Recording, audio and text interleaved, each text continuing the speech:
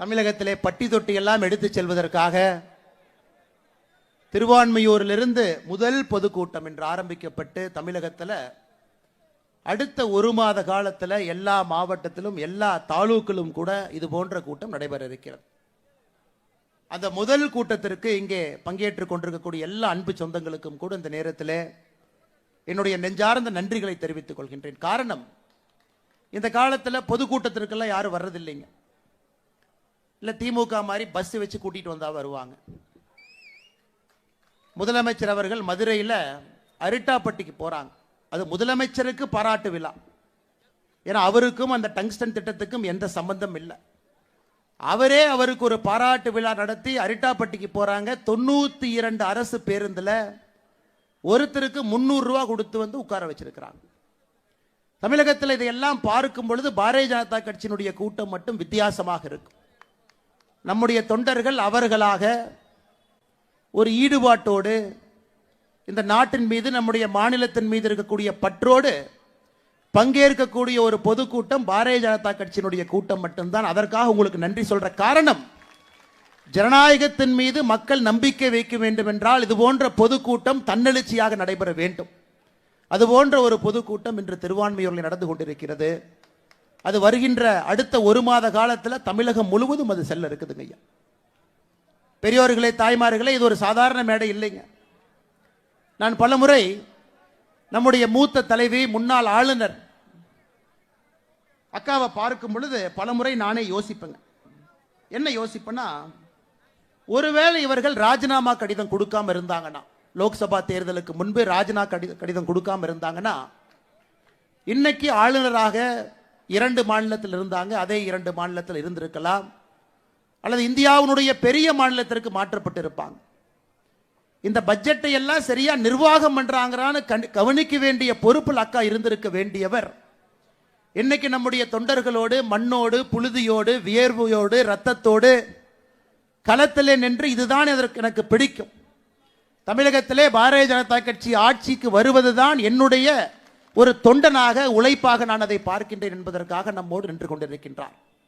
பலமுறை நான் யோசிப்பேன், பதவியெல்லாம் விட்டுவிட்டு இங்கே வந்திருக்கின்றார், இன்னைக்கு இங்கே பேசினாங்க, ஆண்டவன் வருகின்ற ஆண்டில் நிச்சயமாக ஒரு நாள், இன்னைக்கு எப்படி நிர்மலா சீதாராமன் அவர்கள் 8 முறை அந்த பட்ஜெட்டை தாக்கல் செய்தாங்கன்னு நாம பேசினது போல ஒரு நாள் அக்காவும் ஒரு பெரிய உயரிடத்தில் நிச்சயமாக இருப்பார் என்கின்ற முழு நம்பிக்கை இருக்கு.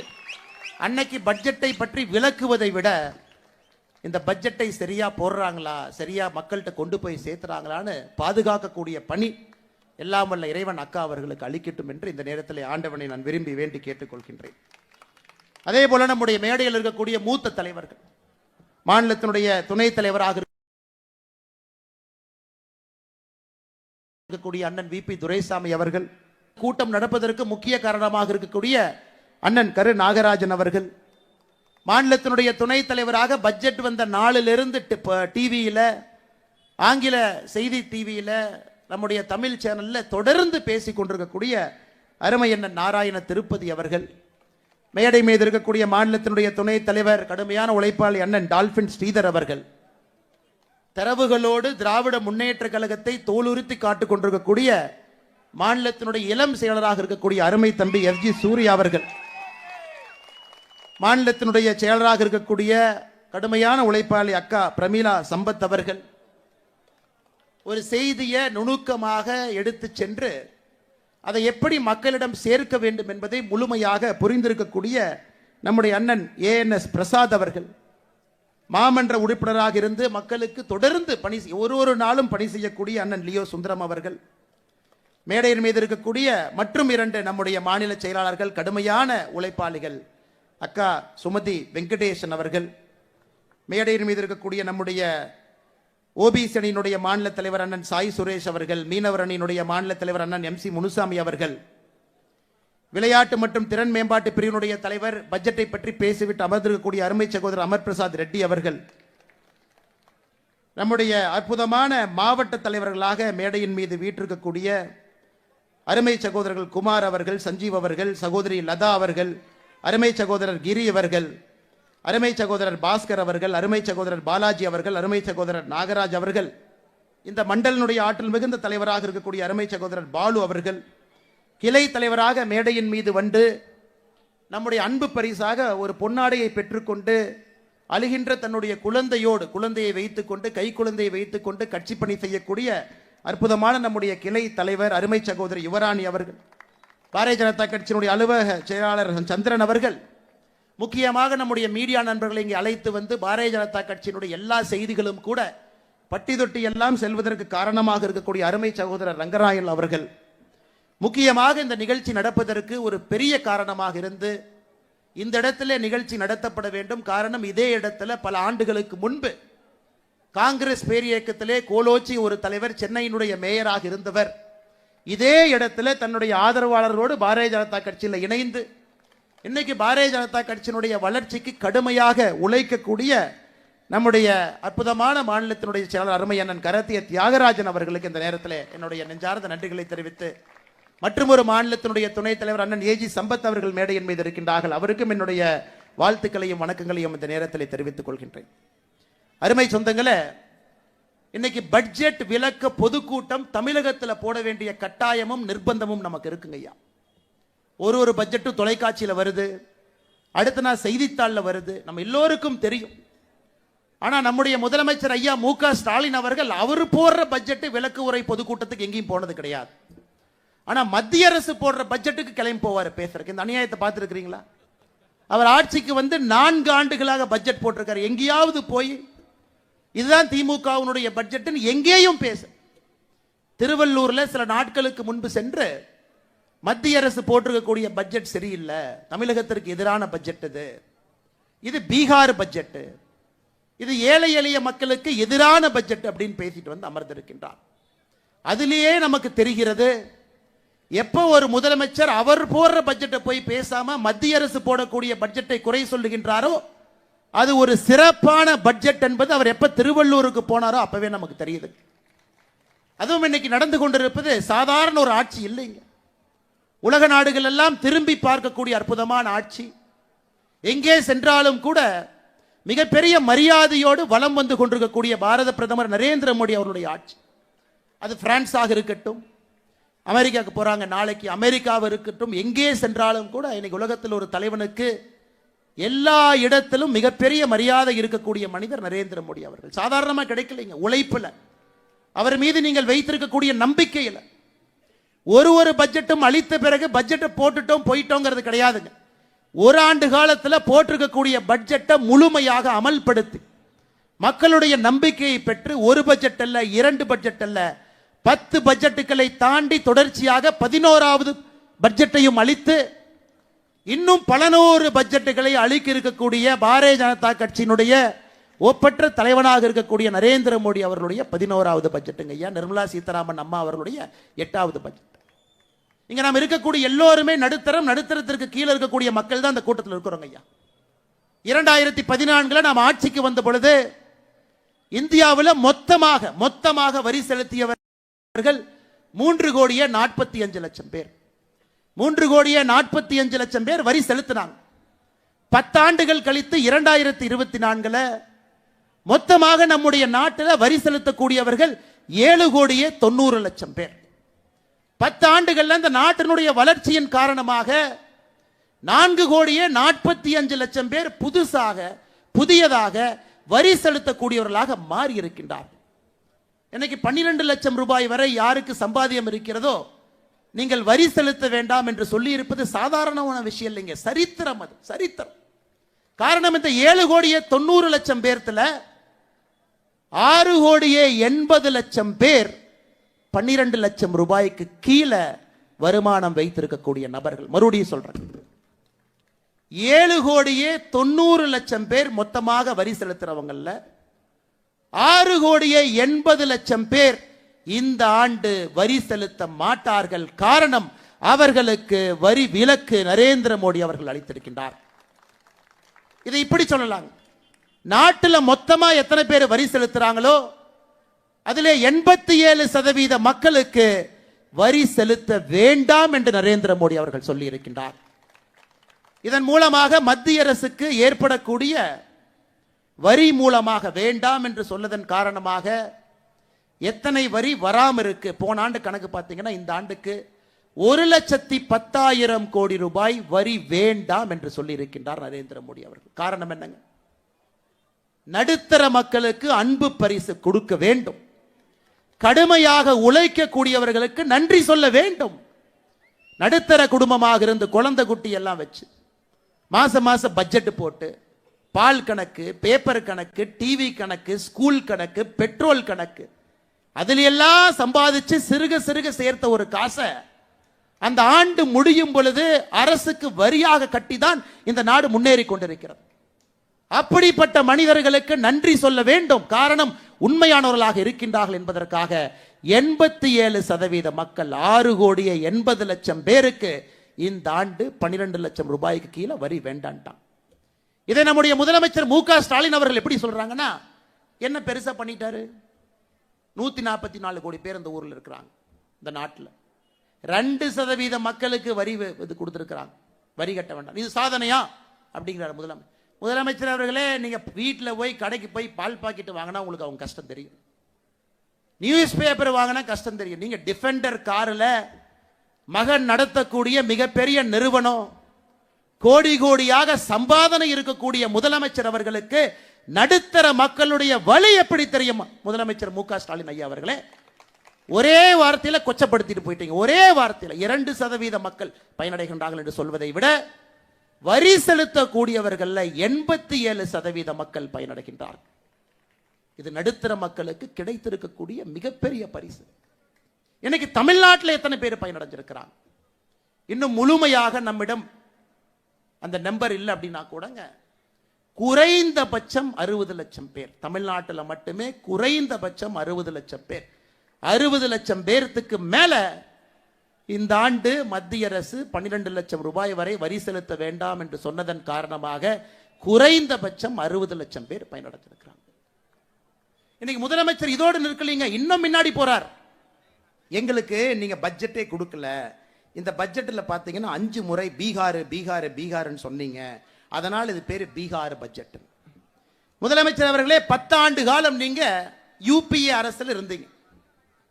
2004-05 பட்ஜெட்ல தமிழ்நாடு என்கின்ற வார்த்தையை சொல்லல, 2005-06 தமிழ்நாடு என்கின்ற வார்த்தையை சொல்லல, 2006-07 தமிழ்நாடு என்கின்ற வார்த்தையை சொல்லல, 2007-08 ஒரே முறை தமிழ்நாடு என்கின்ற வார்த்தையை சொன்னீங்க, 54 கோடி ரூபாய் ஒதுக்கி இருந்தீங்க. 2008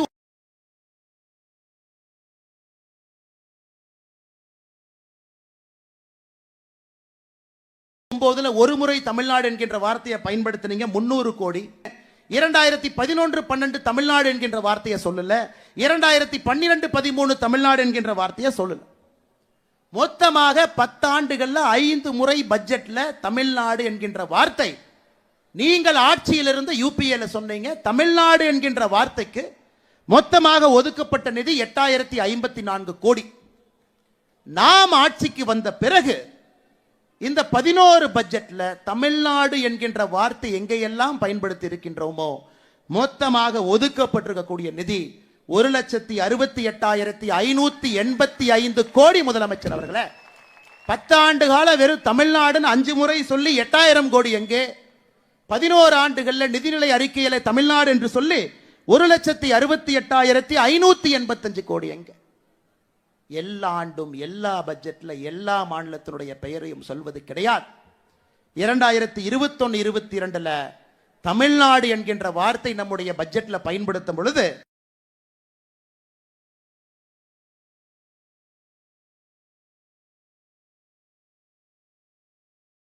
$1,66,000 கோடி தமிழகத்திற்கு மட்டும் சில இடத்துல கொடுப்பாங்க. ஒரு ஆண்டும் கூட ஒரு மாநிலத்திற்கு ரொட்டேஷன். 2021-22 தமிழ்நாட்டுக்கு கொடுத்தாங்க 1,68,000 கோடி. நம்ம ஊருக்கு கொடுத்தாங்க ஐயா. போன ஆண்டு ஆந்திரா என்கின்ற வார்த்தையை பயன்படுத்தி அவங்களுக்கு கொடுத்தாங்க. இந்த ஆண்டு பீகாருக்கு கொடுத்திருக்கிறாங்க.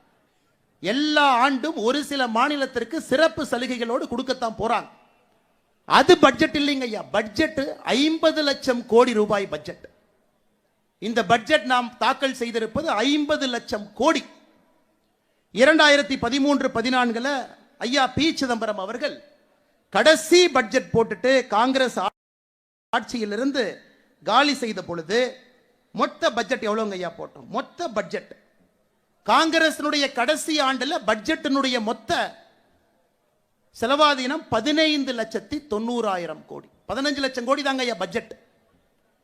10 ஆண்டுகள்ல 15 லட்சம் கோடி இருக்கக்கூடிய பட்ஜெட் 50 லட்சம் கோடியாக உயர்ந்திருக்கிறது. 50 லட்சம் கோடி, 3.5 மடங்கு. இது நாட்டில் வளர்ச்சி இல்லையா? இது வீக்கங்களா? இது வளர்ச்சி இல்லையா? 15 லட்சம் கோடி ரூபாய்க்கு பட்ஜெட் போட்ட ஒரு நாடு 50 லட்சம் கோடி ரூபாய்க்கு பட்ஜெட் போட்டு. அது மட்டும் இல்லைங்க ஐயா, 2013-14 காங்கிரசினுடைய கடைசி ஆண்டு ஒரு இந்தியனுடைய சராசரி வருமானம் 86,000 ரூபாய்.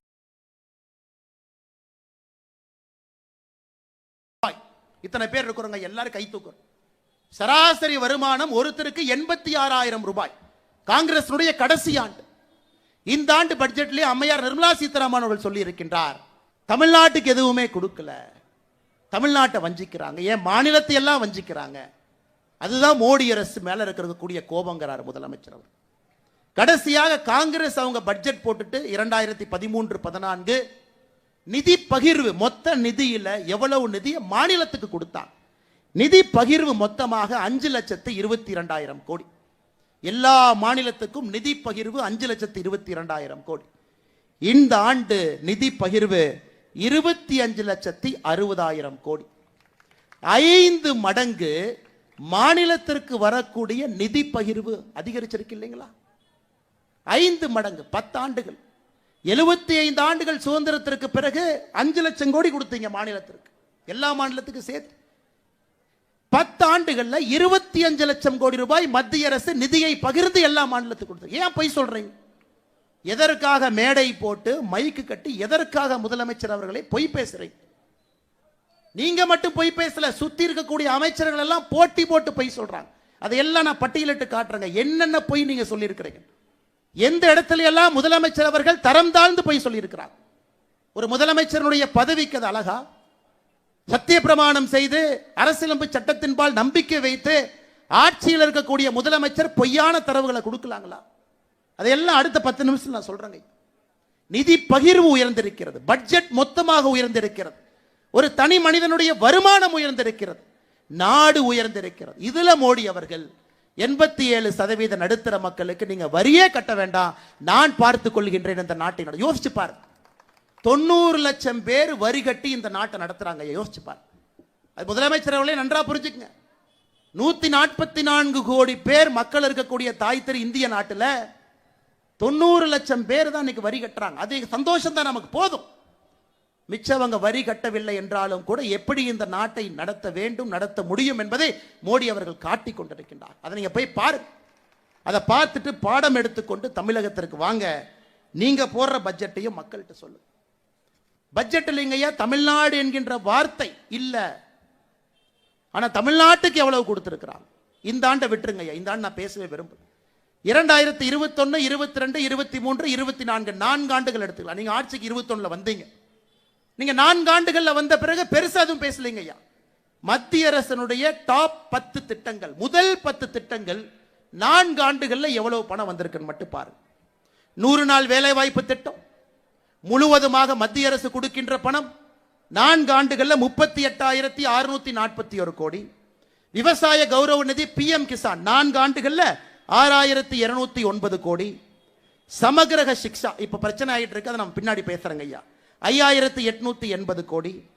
குழந்தைகளுடைய ஊட்டச்சத்தை உறுதி செய்யக்கூடிய திட்டம் போஷன் அபியான் 2,796 கோடி. சுகாதாரத்தை மேம்படுத்த உட்கமைப்பு நிதி 5,753 கோடி. முதியோர் பென்ஷன் முழுவதும் மத்திய அரசு கொடுக்கிறாங்க ஐயா, 2,480 கோடி. வீடு வீட்டு குடிநீர் ஜல்ஜீவன் திட்டம் 5,899 கோடி. கிராமப்புற மோடி வீடு 3,087 கோடி. இந்த முதல் 10 திட்டத்தை மட்டும் நீங்க கூட்டி கழிச்சு பாருங்க ஐயா. இன்னைக்கு தமிழ்நாட்டில் சாலைகள், தேசிய நெடுஞ்சாலைகள் நடந்து கொண்டிருக்கக்கூடிய திட்டங்கள் மட்டுமே இன்னைக்கு தமிழ்நாட்டில் தேசிய நெடுஞ்சாலைகள் திட்டத்தில் மட்டும் நடந்து கொண்டிருக்கக்கூடிய பணி 46,617 கோடி. டிஃபெண்டர்ல ஜொங்கின்னு போறீங்களே, யார் ரோடு போடுறா? ஜொங்கின்னு துரைமுருகன் அண்ணன், பொன்முடி அண்ணன் போட்டி போட்டு பின்னாடி சீட்டில் உட்கார வச்சுட்டு ஜொங்கின்னு போறீங்களே, அந்த ரோடு யாரு போடுறாங்க? 46,000 கோடி ரூபாய் மத்திய அரசு இன்னைக்கு தமிழ்நாட்டில் தேசிய நெடுஞ்சாலைகளுடைய திட்டம் மட்டும் நடந்து கொண்டிருக்கிறது. கூட்டி கழிச்சு எப்படி நீங்க கணக்கு பார்த்தால் விமான நிலையம், துறைமுகம், தேசிய நெடுஞ்சாலை, கிராமப்புற ஏழை மக்களுக்கு கொடுக்கக்கூடிய வீட்டிலிருந்து 100 நாள் வேலை வாய்ப்பு திட்டத்திலிருந்து அனைத்தையும் மோடி அவர்கள் நேரடியாக கொடுக்கிறாங்க. அதுவும் நீங்க இடையில தடுத்து கொடுக்கிறாங்க. உங்களை பொறுத்தவரை என்ன, மாநில அரசுக்கு நேரடியாக வரக்கூடிய நிதி மட்டும்தான் கணக்கு. அதை நம்ம ஆங்கிலத்தில் என்ன சொல்றாங்க ஐயா, டிவல்யூஷனுங்கிறோம், கிராண்ட்ங்கிறோம். மத்திய அரசு நேரடியாக மாநில அரசுக்கு அந்த பணத்தை அனுப்புறாங்க. இந்த பணத்தை அனுப்பிட்டு நீங்க என்ன வேணுமோ செலவு பண்ணிக்கணும். அது தமிழகத்திற்கு கடந்த 4 ஆண்டுகளில் மட்டுமே டெவல்யூஷனாக 1,73,000 கோடி, கிராண்டாக 91,000 கோடி, மொத்தமாக 2,64,000 கோடி பணமா உங்களுக்கு வந்திருக்கு. இன்னைக்கு முதலமைச்சருக்கு இதான் பிரச்சனை. அது எப்படி 100 நாள் வேலைவாய்ப்பு திட்டத்துக்கு நீங்க கொடுக்கலாம்? அது எங்ககிட்ட கொடுங்க, நாங்க கொடுப்போம். அது எப்படி மோடி வீடு கட்டுற திட்டத்துக்கு நீங்க கொடுக்கலாம்? எங்ககிட்ட கொடுங்க, நாங்க கொடுப்போம். நேரடியாக உங்களுக்கு வரக்கூடிய பணத்தை மட்டும் கணக்கு போட்டு இவ்வளவு வரி கொடுக்கிறோம், இவ்வளவு வரி திருப்பி கொடுக்குறீங்க. இத்தனை வேலைகள் மோடி செய்கிறார். ரோடு போடுறார், விமான நிலையம் கட்டுறார், துறைமுகம் கட்டுறார், வீடு கட்டி கொடுக்கிறார், வீட்டுக்கு தண்ணீர் குழாயிலே கொண்டு வந்து கொடுக்கிறார். இது எல்லாம் தமிழக மக்களுடைய வரி பணம் திரும்ப நமக்கு வருதுங்க ஐயா.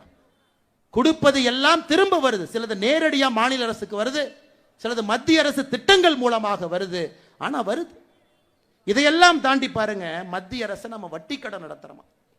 முதலமைச்சர் சொல்றார், மத்திய அரசு நீங்க வட்டி கடன் நடத்துறீங்க, இதெல்லாம் வட்டி வாங்கிட்டாங்க ஐயா, கொடுக்கிறோம்.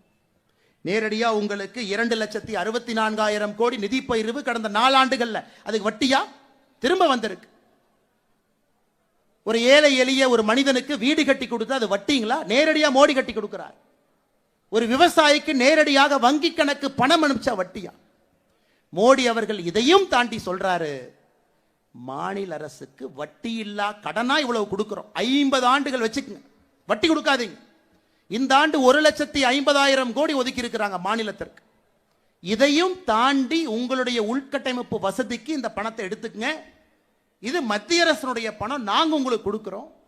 வட்டியே கொடுக்காதீங்க, 50 வருஷம் கழிச்சு அசலை திருப்பி கொடுங்க, உட்கட்டமைப்பை மேம்படுத்துங்க என்பதற்காக கொடுக்கக்கூடிய பணத்தை என்ன சொல்றாருன்னா, மத்திய அரசு வட்டி கடை நடத்துறாங்க.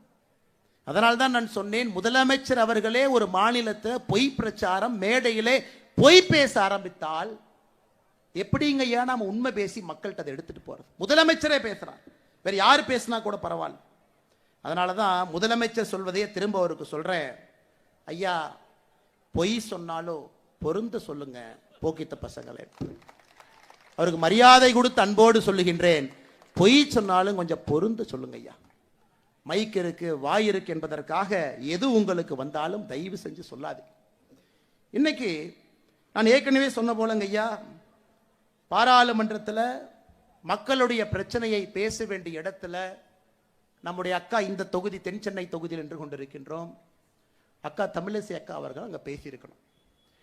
இன்னைக்கு நம்ம எம்பிக்கெல்லாம் அந்த பாராளுமன்றத்தில் என்ன பேசுறாங்கன்னு பார்க்கலாம். எம்பிகள் என்ன கேள்வியெல்லாம் கேட்டாங்கன்னு பார்க்கலாங்க ஐயா.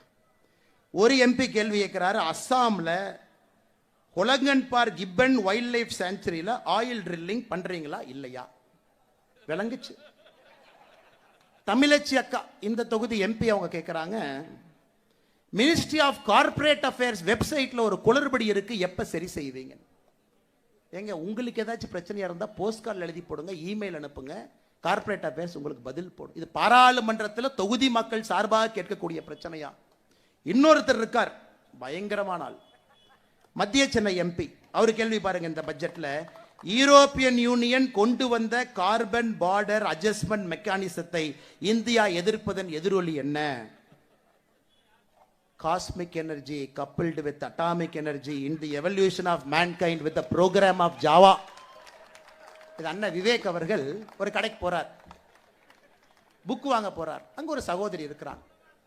இந்த சகோதரி எப்படியாச்சும் இம்ப்ரெஸ் பண்ணணும் அப்படின்னு கடைக்காரன்ட்ட போய் கேட்கிறார், cosmic energy coupled with atomic energy in the evolution of mankind by the program of Java அப்படின்னு சொல்லுங்க. தயாநிதி மாறன் அவருடைய பாராளுமன்ற கேள்வி இதை விட மோசமா இருக்கு. தொகுதி பிரச்சனையை கேளுங்கன்னா ஒரு எம்பியும் போட்டி போட்டு பாராளுமன்றத்தில் கேள்வி கேட்டு, இதை தாண்டி இன்னொன்று கேட்டிருக்காரு தயாநிதி மாறன். எப்படியா நீ நான் வந்திருக்கிறேன், எப்படி நீ சமஸ்கிருதத்தில் மொழிபெயர்ப்பு செய்யலாம் பாராளுமன்றத்தில்? நான் விடவே மாட்டேன், நீ எப்படி சமஸ்கிருதத்தில் மொழிபெயர்ப்பு பண்ணலாம்? அதற்கு பாராளுமன்றத்தினுடைய ஸ்பீக்கர் ஐயா சொல்றாங்க, ஐயா இங்க பாருங்க, 10 மொழியில மொழிபெயர்ப்பு இருக்கு, நம்முடைய தாய்மொழி தமிழ் உட்பட. இன்னைக்கு புதுசா 5 மொழியை அறிமுகப்படுத்துறோம், அதிலும் மொழிபெயர்ப்பு வரப்போகுது. பாராளுமன்றத்தில் நேற்றிலிருந்து 15 மொழியில மொழிபெயர்ப்பு. புதிதாக அறிமுகப்படுத்திய மொழி என்னன்னா போடோ, டோக்ரி, மணிப்பூரி, உருது, சமஸ்கிருதம். இந்த 5 மொழி புதுசா 10ஓட. உன்னை வரைக்கும் சொல்றாரு, எப்படி நீ சமஸ்கிருதத்தில் மொழிபெயர்க்கலாம்? ஏன்னா நீ கும்முடி பூண்டி தாண்டாவே வடக்கு தெற்கு தெரியாது, அங்க போய் உட்கார்ந்துருக்கிற. அங்க பாராளுமன்றத்தில் 543 எம்பியில 39 பேர்த்த கழிச்சா யாருக்கும் தமிழ் தெரியாது, அவன் கேட்கறான் அதை உட்கார்ந்து. ஏன்னா உனக்கு சமஸ்கிருதம் தெரியலனா கம்முன்னு உட்கார வேண்டியதானே, தெரிஞ்சவன் அதை கேட்க போறான். டோகிரி தெரியாதா, தெரிஞ்சவன் கேட்க போறான். எதற்காக கம்பு சுத்தணும்? இன்னைக்கு அண்ணன் தயாநிதி மாறன் அவர்களே, உங்களுக்கு நான் ஒன்று சொல்றேன், தமிழ் மொழின்னு ஆட்டம் போடுறீங்களே, இந்த ஆண்டு ஏசர் சர்வே, ஒரு ஆண்டும் கூட ஏசர் என்கின்ற நிறுவனம் மக்களுடைய குறிப்பாக மாணவர்களுடைய திறன் எந்த அளவுக்கு இருக்கு அப்படின்னு செக் பண்றாங்க. இந்த ஆண்டு ரிப்போர்ட், 3ஆம் வகுப்பு படிக்கக்கூடிய அரசு பள்ளி மாணவர்கள்ல 87% மாணவர்களுக்கு 2ஆம் வகுப்பில் இருக்கக்கூடிய தமிழ் எழுத்துக்களை படிக்கக்கூடிய திறன் இல்லை. 3ஆம் வகுப்பு படிக்கக்கூடிய தமிழ் மாணவ செல்வங்களுக்கு 2ஆம் வகுப்பு தமிழ் மொழி திறன் 87% இல்லை. 5ஆம் வகுப்பு படிக்கக்கூடிய மாணவ செல்வங்களுக்கு 2ஆம் வகுப்பு தமிழ் 63% மக்களுக்கு படிக்க தெரியவில்லை. 8ஆம் வகுப்புல படிக்கக்கூடிய அரசு பள்ளி மாணவ செல்வங்களுக்கு 38% மக்களுக்கு 2ஆம் வகுப்பு தமிழ் படிக்க தெரியல. இங்க வந்து தமிழ் படிக்கிற வேலையை செய்ய, அங்க போய் சமஸ்கிருதம் பேசுற தடுக்கிற.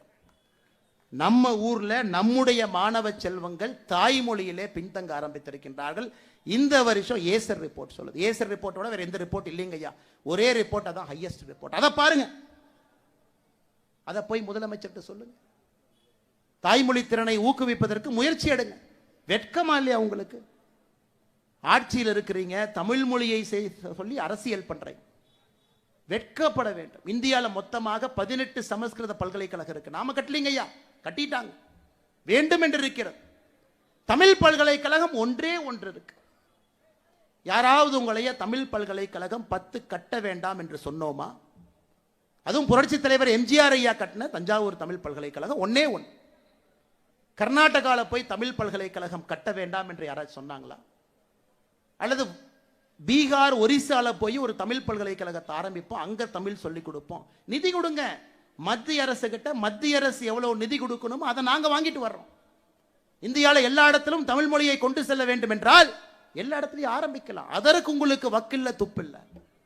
பாராளுமன்றத்தில் cosmic energy coupled with atomic energy மாதிரி கேள்வியை கேட்டுட்டு சமஸ்கிருதத்தை எதுக்கியா சொல்லி கொடுத்தேன்னு கேட்கிறேன். இதெல்லாம் நடந்துட்டு இருக்க இன்னொருத்தர் அறிக்கை கொடுக்கிறாரு, சில்ட்ரன்ஸ் விங் அப்படின்னு. ஆல்ரெடியே இவ்வளவு பஞ்சாயத்து போயிட்டு இருக்கு. ஒருத்தர் சில்ட்ரன்ஸ் விங்குங்கிறார். நான் கேட்டேன், எதுக்கு நான் சில்ட்ரன்ஸ் விங்குன்னு போட்டிருக்காங்க? ஆனால் கட்சியில் இருக்கிற குழந்தை பசங்க தான், அதுக்காக சில்ட்ரன்ஸ் விங்குன்னு வச்சிருக்கிறாங்க. பாரு, இதெல்லாம் தமிழகத்தில் நடந்து கொண்டிருக்கிறது, எல்லா மக்கள் பார்த்து கொண்டிருக்கின்றார்கள். ஒரு புதிதாக கட்சி ஆரம்பிக்கக்கூடிய தலைவர் ஒருத்தர் சொல்றாரு, இந்த பட்ஜெட்டை பார்த்தேன், வழக்கம் போல மத்திய அரசு தமிழக மக்களை வஞ்சிச்சிருக்கிறாங்க. ஒரு புதிதாக கட்சி ஆரம்பிச்ச தலைவர் சொல்றார், ஏன்னா ஜிஎஸ்டி குறைப்பை பத்தி இந்த பட்ஜெட்ல ஒன்னையுமே காணாமே. அண்ணே அதுக்கு ஜிஎஸ்டி கவுன்சில் மீட்டிங்னே, அது பட்ஜெட்னே, யாராவது தயவு செஞ்சு கூட 2 பேர்த்த உட்கார வச்சு சரியா சொல்லி கொடுக்க சொல்லுங்க. ஜிஎஸ்டி கவுன்சில் மீட்டிங் என்ன, பட்ஜெட் என்ன, இரண்டும் வேற. இவங்கெல்லாம் தமிழகத்தில் மாற்றத்தை கொடுக்க போறேன்னு கிளம்பி வந்திருக்கிறாங்க. மாற்றத்தை கொடுக்க போறேன், சில்ட்ரன்ஸ் விங்கு, ஜிஎஸ்டி ஏயா பட்ஜெட்ல குறைக்கல, இவங்க ஒரு பக்கம். இன்னொரு பக்கம் நம்முடைய முதலமைச்சரை போன்றவர்கள் பச்சை பொய்ய பேசுறாங்க. பச்சை பொய். சமகிரக சிக்ஷா நிதிங்க ஐயா, எல்லா இடத்திலும் குறிப்பாக எண்ணையும் எழுத்தையும் ஊக்குவிக்க மத்திய அரசு கொடுக்கக்கூடிய பணம். இவங்க தான் லெட்டர் எழுதினாங்க மார்ச் 15ஆம் தேதி போன ஆண்டு மத்திய அரசுக்கு, தமிழகத்தில் பிஎம் ஸ்ரீ பள்ளி எங்களுக்கு வேண்டும், எங்களுக்கு தயவு செஞ்சு கொடுங்க அப்படின்னு தமிழ்நாட்டினுடைய தலைமைச் செயலாளர் கடிதம் எழுதுறார். மாநில அரசு ஒப்புதல் கொடுத்துட்டாங்க. பிஎம் ஸ்ரீ பள்ளி 14,000 பள்ளிகள் நம்முடைய பிரதமர் அவர்கள் கொண்டு வர்றாங்க. தமிழ்நாட்டுக்கு கொஞ்சம் கொடுங்க. இன்னைக்கு சொல்றாங்க எங்களுக்கு பிஎம் ஸ்ரீ வேண்டாம். போன ஆண்டு கடிதம் எழுதுறாங்களா இல்லையா? மாநிலத்தினுடைய தலைமைச் செயலர் அவரே கையெடுத்து, அவரே பெண்ணெடுத்து, அவரே கையெழுத்து போடுவாரா முதலமைச்சரை கேட்காம? இந்த ஆண்டு அரசியல் செய்கின்றார்கள். தமிழகத்திற்கு ஒடுக்கப்பட வேண்டிய நிதி மடைமாற்றம் செய்து குஜராத்துக்கும் உத்தரப்பிரதேசுக்கும் அனுப்பிட்டாங்க. இதைத்தான் நான் சொல்லுகின்றேன். முதலமைச்சர் அவர்கள் பொய்யெல்லாம் சொல்ல ஆரம்பிச்சு அடுத்த கட்டத்துக்கு போயிட்டாங்க. இந்த ஆண்டு குஜராத்துக்கு சமகரக சிக்ஷாலை ஒதுக்கப்பட்டிருக்கக்கூடிய நிதி 1598 கோடி. முதல் தவணையாக 510 கோடி கொடுத்திருக்காங்க. உத்தரப்பிரதேசத்துக்கு ஒதுக்கப்பட்ட நிதி 6971 கோடி. முதல் கட்டமா 344 கோடி கொடுத்திருக்காங்க. தமிழகத்திற்கு முதல் கட்ட நிதி வர இருக்கிறது. முதல் கட்ட 2 மாநிலத்துக்கு கொடுத்துட்டீங்க, தமிழ்நாட்டுக்கு முதல் கட்ட கொடுக்கல. அப்ப எனக்கு நீங்க சொன்ன எல்லா நிதியும் அவங்களுக்கு அனுப்பிட்டீங்கன்னு சொல்றது பச்சை பொய் தானே? பொய் தானுங்க. நாம் தமிழகத்திற்கு நிதி கொடுக்க மாட்டோம் என்று எங்கேயும் சொல்லவில்லை. முதல் கட்டமாக அறிவித்த நிதி சில மாநிலத்திற்கு போயிருக்கு. சில மாநிலம் கேரளா, வெஸ்ட் பெங்கால், தமிழ்நாடு உட்பட சில மாநிலத்துக்கு வரல, வரும். முதலமைச்சர் இங்கோடு நிக்கல, பாசிச பாஜக அரசு. அதற்கு நாம பதில் சொன்னா முதலமைச்சர் சொல்றாரு, ஆளுநரும் இருக்கணுமா, அண்ணாமலை இருக்கணுமா, 2 பேர் இருக்கணுமா? பாருங்களேன், அநியாயத்தை பாருங்க. ஒரு மனிதனுக்கு எப்ப வாய்க்கொழுப்பு அதிகமாகிறதோ அந்த மனிதனுடைய அழிவு ஆரம்பமாகிறது என்கிறது பொருள். வாய்க்கொழுப்பு அதிகமான இதெல்லாம் ஆணவத்தினுடைய உச்சம், ஆணவத்தினுடைய உச்சம். இன்னொரு கட்சியில யார் தலைவராக இருக்க வேண்டும் என்பதை இன்னொரு கட்சியில் இருக்கக்கூடிய ஒரு நபர் முடிவு பண்ணுவாங்க. ஏங்க உங்க கட்சியில தான் துண்டை போட்டு நீங்க உங்களுக்கு அப்புறம் பையன், அதுக்கப்புறம் இன்ப நிதி, அதுக்கப்புறம் என்னமோ நிதின்னு வச்சிருக்கிறீங்க. இந்த கட்சியை பொறுத்தவரை அண்ணாமலை தொடர்ச்சியாக இருக்க மாட்டான். ஒரு தலைவர், ஒரு தலைவருக்கு பின்பு ஒரு தலைவர், எல்லா தலைவரும் இணைந்து இந்த வேலையை செய்வதுதான் அந்த கட்சியினுடைய அடிப்படை பண்பு. ஆனா அண்ணாமலை இங்கேயே தான் இருப்பான். எப்ப வரைக்கும் இருப்பானா, அறிவாலயத்தில் இருக்கக்கூடிய ஒரு செங்கலையும் உருவி எடுக்கும் வரை இங்க இருப்பான். உருவி எடுக்கும் வரை. இந்த ஊழல் பெருச்சாளிகள் 35 அமைச்சர்கள் ஊழல் பெருச்சாளிகள் 2026 சிறைக்கு செல்வதை பார்ப்பதற்கு இந்த அண்ணாமலை இருப்பான். அதுவரை நிச்சயமா இருப்பான். அதுல உங்களுக்கு எந்த சந்தேகம் வேண்டாம். இதையெல்லாம் கேட்டா கோபம் வருது. அன்பில் மகேஷ் பொய்யாமல் இன்னைக்கு காலைல சொல்றாரு, என்னங்க ஒரு கட்சியினுடைய மாநில தலைவர் என்னை பார்த்து பொய் சொல்றீங்கன்னு சொல்றாரு. நான் எதுக்குங்க பொய் சொல்றேன்? ஏங்க திருச்சிராப்பள்ளியில உங்க சொந்த ஊர்ல, உங்க சொந்த திருச்சிராப்பள்ளியில ராமநாதபுரம் அப்படிங்கிற கிராமத்துல 2 ஆண்டுகளுக்கு முன்பு அரசு பள்ளியை இடித்து குழந்தைகள்லாம் மரத்துக்கு கீழே உட்கார்ந்து 2 வருட காலமாக பாடம் நடந்து கொண்டிருக்கிறது. 2 வருட காலமா பச்சமலை பகுதியில் ராமநாதபுரம் கிராமத்தில் 2 வருஷம் ஸ்கூல் கிடையாது அவங்களுக்கு. இடிச்சாச்சுங்க, 2 வருஷம் ஆச்சு, இடிச்சாச்சு. மரத்துக்கு கீழ் என்னுடைய முகநூல்ல அந்த வீடியோவை போட்டிருந்தாங்க. ஐயா, குழந்தை பார்க்கணும் நீங்க, அந்த வெயில் எப்படி நிக்கிறாங்க. அதுக்கு நாங்க பிஎம் ஸ்ரீ பள்ளி கட்டி கொடுக்கிறோம்னு சொல்றோம், நவோதயா வித்யாலயாவை கொடுக்கிறோம்னு சொல்றோம், கேந்திரிய வித்யாலயா எவ்வளவு வேணுமோ கொடுக்கிறோங்கிறோம். நவோதயா வித்யாலயா பேரை வேற ஏதாச்சும் பேரை மாத்துக்கிறீங்களா, அதுக்கும் தயாரா இருக்கிறோம். அதை வாங்குவதற்கு துப்பில்லை. ஆனா அன்பில் மகேஷ் பொய்யாமொழி பையன் அவர் நடத்தக்கூடிய பள்ளி விழாவில் பங்கேற்பாரு. ஒருத்தர் வந்து கேட்பாரு, அந்த சயின்ஸ் ப்ராஜெக்ட் நல்ல விருது வாங்கினீங்கல்ல. அந்த பையன் நல்ல பையன், நான் எதுவும் பண்ணலீங்க, சும்மா தாங்க நின்ன, யாருக்கோ விருது வாங்கினாங்க, என்னை விட்டுருங்க. ஸோ உங்க பையனுக்கு ஒரு நியாயம், திருச்சி மாவட்டத்தில் இந்த மரத்துக்கு கீழே உட்கார்ந்து இருக்கக்கூடிய ஏழை குழந்தை தாய், அவங்களுடைய குழந்தைக்கு ஒரு நியாயம். இதாயா நீ வச்சிருக்கிற சமூக மாடல் லட்சம்? நீங்கெல்லாம் வந்து பேசுறீங்க, கேட்டா நாங்க பொறுப்பு இல்லாம பேசுறேன்னு பட்டம் வேற கொடுக்குறேன்.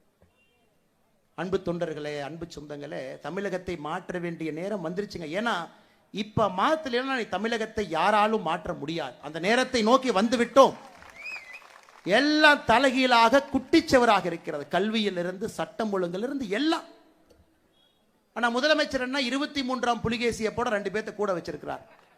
மன்னா மாதம் மும்மாறி மழை பொழிகிறது, அப்படியே வாங்க மக்கள் அப்படியே சிரிச்சுக்கிட்டு ஆனந்தமா இருக்கிறாங்க. இன்னொருத்தர் வேற வெக்கமே இல்லாம சொல்றாரு, இந்த அரசுல தான் பெண்கள் பாதுகாப்பு, வெளியே வாயா செப்பல் எடுத்து அடிக்கிறவங்களா உட்கார்ந்து இருக்கிறாங்க. 2026 சட்டமன்ற தேர்தலுக்கு ஓட்டு கேட்டீங்களா, வெளியே வரதானே போறீங்க. எப்பெல்லாம் பேசுறாங்க. அன்பு சொந்தங்களே, நாம் அனைவரும் இணைந்து இந்த கூட்டத்திலே நாம் பேசக்கூடிய கருத்துக்களை எல்லா மக்கள்கிட்ட எடுத்துட்டு போனோங்க. அதான் அந்த கூட்டத்தினுடைய நோக்கம். தென் சென்னை தொகுதியினுடைய பாராளுமன்ற உறுப்பினராக இந்த முறை தமிழிசைக்கா வந்திருக்கணும். எல்லாம் பெரிய மனதோடு இத்தனை லட்சம் வாக்குகளை வாரி இழைச்சிங்க. உங்களுக்கு தெரியும், வெற்றி என்பது தாமதப்பட்டிருக்கிறதோ தவிர வெற்றி என்பது வராம போகலைங்க ஐயா, தாமதப்பட்டிருக்கிறது, அவ்வளவு. 2026 நிச்சயமாக அது நடக்கத்தான் போகிறது. அதுல எந்த மாற்று கருத்தும் இல்லைங்க ஐயா. நம்ம தெள்ள தெளிவா இருக்கோம். இவங்க எந்த அளவுக்கு விஞ்ஞான ஊழல் செய்யறாங்கன்னு ஒரே ஒரு கருத்தை மட்டும் முன்னாடி வைக்கிறாங்க ஐயா. எந்த அளவுக்கு விஞ்ஞான ஊழல்? இலவச வேட்டி சேலை திட்டம் ஐயா. ஒரு வேட்டி எடுத்தீங்கன்னா நூல் 2 பக்கம் வருங்க ஐயா. இது ஒரு நூல், இது ஒரு நூல். இந்த நூல் பேரு வார்ஃப்மாங்க, இந்த நூல் பேரு வெஃப்ட்மாங்க. இந்த 2 நூல் சேரத்தான் வேட்டி செய்ய முடியும். தமிழக அரசு போன ஆண்டு சொல்றாங்க, இலவச வேட்டியில வார்ப் நேரா இருக்கக்கூடிய நூல் 100% காட்டன் தான் இருக்கணும். இவங்க எந்த அளவுக்கு ஊழல் பண்றாங்கன்னா, காட்டனுக்கு பதிலா பாலிஸ்டரை மாத்துறாங்க. காட்டன் விலை என்ன, பாலிஸ்டர் விலை என்ன, அதுல மட்டுமே 300 கோடி ரூபாய் ஊழல். காட்டனை எடுத்துட்டு பாலிஸ்டர். அந்த வேட்டியை 5-6 வேட்டி எடுத்து நம்ம சோதனை பண்ணோம். அந்த சோதனையில் 78% பாலிஸ்டர் இருக்கு, 100% காட்டன் இருக்க வேண்டிய இடத்துல 300 கோடி ரூபாய் மொத்தமா ஊழல். டிவிஎஸ்சிக்கு கம்ப்ளைண்ட் கொடுத்தோம். முதல் முறையாக DVAC, department of vigilance and anti corruption, லஞ்ச ஒழிப்பு அதிகாரி பாரதிய ஜனதா கட்சி அலுவலகத்துக்குள்ள வந்து என்னைய அலுவலகத்தில் கேள்வி கேட்டாங்க. எங்க போய் வேட்டி வாங்கினீங்க, நீங்க வேட்டி வாங்கினீங்களா, இவர்கிட்ட வாங்கினீங்களா, அந்த வேட்டி எப்படி சோதனை பண்ணீங்க? நாங்கள் வாங்க ஏதாங்க வேட்டி இப்படி சொல்லுவீங்கன்னா 3 இடத்துல வேட்டி வாங்கி 3 சோதனை 3 லேப்ல பண்ணியிருக்கிறேன். எல்லாத்தையும் வீடியோகிராஃப் எடுத்திருக்கிறேன், கம்ப்ளைண்ட்டும் கொடுத்திருக்கிறேன், ஆக்ஷன் எடுங்க ஐயான். இந்த ஆண்டு எவ்வளவு டெக்னிக்கல் ஆளுங்க பாருங்க. இந்த ஆண்டு கொள்முதல் கொள்கையே மாத்தி வார்ப்புல 65% பாலிஸ்டர் அலோடுன்னு இவங்களே மாத்தி இருக்கிறாங்க. போன ஆண்டு 100% காட்டன் இருக்க வேண்டும் என்று சொன்னவர்கள் 60. அதனால காந்தி அவர்களே, ஈரோட்ல உங்க பினாமி செஞ்ச பேரோட எனக்கு தெரியும், யாரு செஞ்சாங்கிறதும் தெரியும். 91ல் கள்ளச்சாராயம் காட்சி குண்டாஸ் வழக்கிலே உள்ளே சென்றவர் நீங்க. காந்தின்னு பேர் வச்சுக்கிட்டு எங்களுக்கு பாடம் எடுக்க வேண்டாம். தமிழகத்திலே நேர்மை என்ன. அண்ணன் பெரிய கருப்பன் அவர்கள் நாம் ஒரு அறிக்கை கொடுக்கிறோம். அண்ணே, பயிர்க்கடன் தள்ளுபடி 12,110 கோடி ரூபாய் தள்ளுபடி பண்றேன்னு சொன்னீங்களே, பண்ணலையே. நான் பெரிய கருப்பன் அவர்கள் பதில் அறிக்கை அமைச்சர் கொடுக்கிறாரு, நைட்டு 11:55 கொடுக்கிறார். அடுத்து நான் சொன்னேன், திமுக ஆட்சியில் பொழுது விடியாதுன்னு அமைச்சருக்கே தெரியமாட்டிருக்கு, அதான் நள்ளிரவில் அறிக்கை கொடுக்கிறார். 11:55 பதில் அறிக்கை. அமைச்சர் பெரிய கருப்பன் அவர்களே, நீங்க எவ்வளவு பெரிய ஃப்ராடு பண்றீங்கன்னா, 12,110 கோடியில் இன்னும் 3000 கோடி ரூபாய் கிட்டத்தட்ட நீங்க என்ன பயிர்க்கடன் தள்ளுபடியே பண்ணல. புதிதாக 16,000 கோடி வந்துருச்சு. ஒரு துறையும் தில்லுமுள்ளு செய்து செய்து செய்து மக்களை ஏமாற்றிக் கொண்டிருக்கின்றார். இதுல முதலமைச்சர் இருட்டு கடைக்கு போறார், திருநெல்வேலிக்கு. இருட்டு கடைக்கு அல்வா எப்படி இருக்கு? நல்லா இருக்கு. அந்த அல்வா கொடுக்குற அம்மாவோட முகத்தை பார்க்கணும். 3.5 வருஷமா உங்கள்கிட்ட அல்வா வாங்குறேன், ஒரு அல்வா தான் என்னால் கொடுக்க முடிஞ்சது. பயிர்க்கடன் அல்வா, கல்வி கடன் அல்வா, பெண்களுக்கு 1000 ரூபாய் கொடுப்போம் அல்வா, ஓய்வூதியம் உயர்வு அல்வா, தற்கால பணியில் இருந்தீங்கன்னா நிரந்தர பணி அல்வா, செவிலியருக்கு அல்வா, மொத்தமாக அல்வா கடை நடத்தி கொண்டிருக்கக்கூடிய முதலமைச்சர் அவர்கள் மத்திய அரசு நாம அல்வா கொடுக்குறோன்னு சொல்றீங்கன்னா உங்களுக்கு எவ்வளவு திராணி இருக்கும். அதனால அன்பு முதலமைச்சர் அவர்களே, இன்னும் 1 வருஷம் உங்களுக்கு இருக்கு. 1 ஆண்டு காலம் சரியா எழுதி வச்சுக்கங்க, 365 நாள்.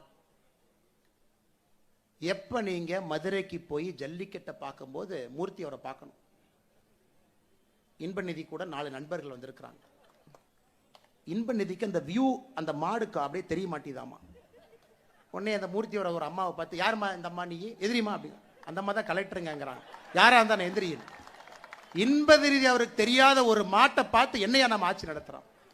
இது எல்லாம் தமிழகத்திலே மக்கள் பார்த்து கொண்டிருக்கலாம். கலெக்டர் அம்மா அப்படியே சைலண்டா எந்திரிச்சு அப்படி 2 சேர் தள்ளி உட்கார்றாங்க. மூர்த்தி சொல்றாங்க, எல்லாம் வாங்க வாங்க தம்பிகள்லாம் வாங்க, தம்பிகள்லாம் வந்து ஃபர்ஸ்ட் ரோல் உட்கார்ந்து எல்லாம் பாருங்க. நீ போய் அப்படி மாட்டை பார்க்கலின்னா அந்த மாடு வெளியே வராது, அந்த மாடு ஜல்லிக்கட்டு பண்ணாது. பாருங்க, தள்ள விதி. இவர்களுடைய கொடூரத்தை தாண்டி இந்த குஞ்சு கோழின்னு சொல்லுவோம். நீ குஞ்சு கோழியினுடைய கொடூரத்தையும் பார்க்க வேண்டிய நிலைமை நமக்கு. 2ஆம் தலைமுறை 3ஆம் தலைமுறை எல்லாம் வளர்த்து விட்டு மோடிக்கு பாடம் எடுக்கின்றார் ஜனநாயகம்னா என்னன்னு. கிளை தலைவரை மேடையில் அழைத்து கௌரவம் கொடுத்து இந்த கட்சியில் அப்புறம் தாங்க கூட்டமே நடத்துவோம். அது இந்த கட்சியினுடைய ஜனநாயகம். மக்கள் கையை கொடுக்கும் பொழுது இந்த பாக்கெட்ல சானிடைசர் எடுத்து இந்த கையில தொடச்சிக்கிட்டு முதலமைச்சர் அவர்களே பாக்கெட்ல கையை விடுறீங்க, அதுக்கு தானே பேண்டே போட்டிருக்கிறீங்க. அதுபோலதான் இங்க பாரதிய ஜனதா கட்சியில யாரும் கிடையாது. கடைசியாக இன்னைக்கு ஒரு அறிவிப்பையும் சொல்றோம். தமிழ்நாட்டில் நீங்க என்ன சொல்லுவீங்க அப்படிங்கறத இன்னைக்கு நாங்க சொல்றோம். அக்கா தமிழிசை அவர்கள் தலைமையில் பாரதிய ஜனதா கட்சியின் சார்பாக ஒரு குழு நம்ம போட போறோம். அந்த குழு பாரதிய ஜனதா கட்சி ஆட்சியில் இருக்கக்கூடிய மாநிலத்தினுடைய முதலமைச்சர்கள் எல்லாம் சந்தித்து அங்கே நம்முடைய மக்கள் நலத்திட்டங்கள் என்னெல்லாம் செய்யறாமோ அதை பார்த்துட்டு வந்து தமிழகத்திலே 2026 தேர்தல் அறிக்கையை தாரியப்பா. பெண்களை நல்லா கேட்டுக்குங்க தாய்மார்களே, டெல்லியில 2500, இங்கே அதை தாண்டி செல்ல இருக்கின்றோம். அதை தாண்டி எங்களால் செய்ய முடியும். அசாமில், மத்திய பிரதேசில், மகாராஷ்டிராவில் அனைத்து இடத்திலும் ஏழை மக்களுக்கு ஆதரவாக பாரதிய ஜனதா கட்சி நிற்குது. தயவு செஞ்சு இந்த 1000 ரூபாய் தூக்கிட்டு எங்க பக்கத்தில் வந்துடாதீங்க. மற்ற மாநிலத்திலே பாரதிய ஜனதா கட்சி தாய்மார்களுக்கு, மகளிருக்கு, சகோதரிகளுக்கு மகாராஷ்டிராவில் 2100, டெல்லியில 2500. அக்கா அவர்கள் குழு எல்லா மாநிலத்திற்கும் சென்று வந்த பிறகு இந்தியாவிலே தேசிய ஜனநாயக கூட்டணி பாரதிய ஜனதா கட்சியினுடைய ஆட்சி அதிகமா பெண்கள் தாய்மார்களுக்கு மாதம் மாதம் உதவி தொகை கொடுப்பது தமிழகத்தில் தான் அதிகம் என்பதை எங்களுடைய தேர்தல் வாக்குறுதியாக மக்களுக்கு நாம கொடுக்கணும். இந்த 1000 ரூபாய், அதை 200 ரூபாய் ஏத்துறேன், 300 ரூபாய் ஏத்துறேன் இந்த பக்கம் வந்துடாது. உங்கள் முல்லை எடுத்து உங்கள் முல்லை எப்படி எடுத்து எறிவது என்பது பாரதிய ஜனதா கட்சிக்கு தெரியும். மக்களோடு மக்களாக 2026 தேர்தல் களத்தில் நிற்போம். இந்தியாவில் எங்கெல்லாம் மூளை முடுக்கெல்லாம் மக்களுக்கு எந்த மாதிரி திட்டத்தை எல்லாம் கொண்டு வந்திருக்கின்றோமோ வளர்ச்சி திட்டத்தோடு தமிழகத்திற்கு அதையும் கொண்டு வரப்போகின்றோம். எங்கள் தேர்தல் அறிக்கையோடு போட்டி போட்டு தைரியம் இருந்தால் வெற்றி பெற்று காட்டுங்கள் 2026 தேர்தலில். காரணம், இது மோடியின் கேரண்டி. சொன்னார்னா அது செய்வார்கள். எல்லா மாநிலத்திலும் சொல்லி இருக்கின்றார், தமிழகத்திலும் சொல்ல போகின்றார். தமிழகத்திலும் நம்முடைய ஆட்சி செய்து காட்ட போகிறது. வளர்ச்சியும் வேணுங்க, ஏழை மக்களையும் கையோடு அழைச்சிட்டு போகணும். 90 லட்சம் பேர் தான் வரி கட்டுறாங்க. இன்னும் கோடிக்கணக்கான மக்களை வரி கட்ட வேண்டும் என்றால் அவர்களை உயர்த்த வேண்டிய கட்டாயம் நமக்கு இருக்கு. எல்லாம் கலந்த ஒரு ஆட்சி 2026 தேசிய ஜனநாயக கூட்டணி தமிழகத்திற்கு நாம் கொண்டு வருவோம். எல்லா மக்களுக்குமான ஆட்சியாக அது இருக்கும்.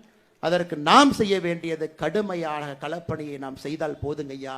மக்கள் தானாக மோடியின் பக்கம் வந்து விடுவார்கள். பாரதிய ஜனதா கட்சியினுடைய ஆட்சி, தேசிய ஜனநாயக கூட்டணியின் ஆட்சி நிச்சயமாக தமிழகத்திலே உறுதியாக மலரும். அக்கா சொல்வதை போல தாமரை மலர்ந்தே தீரும் 2026 தமிழகத்தில். பொறுமையாக இந்த நிகழ்வுக்கு வந்து கேட்டுக்கொண்டிருக்கக்கூடிய எல்லா அன்பு நண்பர்களுக்கு கூட என்னுடைய நெஞ்சார்ந்த நன்றிகளை, வணக்கங்களை தெரிவித்துக் கொள்கின்றேன். நன்றி, வணக்கம். பாரத் மாதா கி, பாரத் மாதா கி, பாரத் மாதா கி.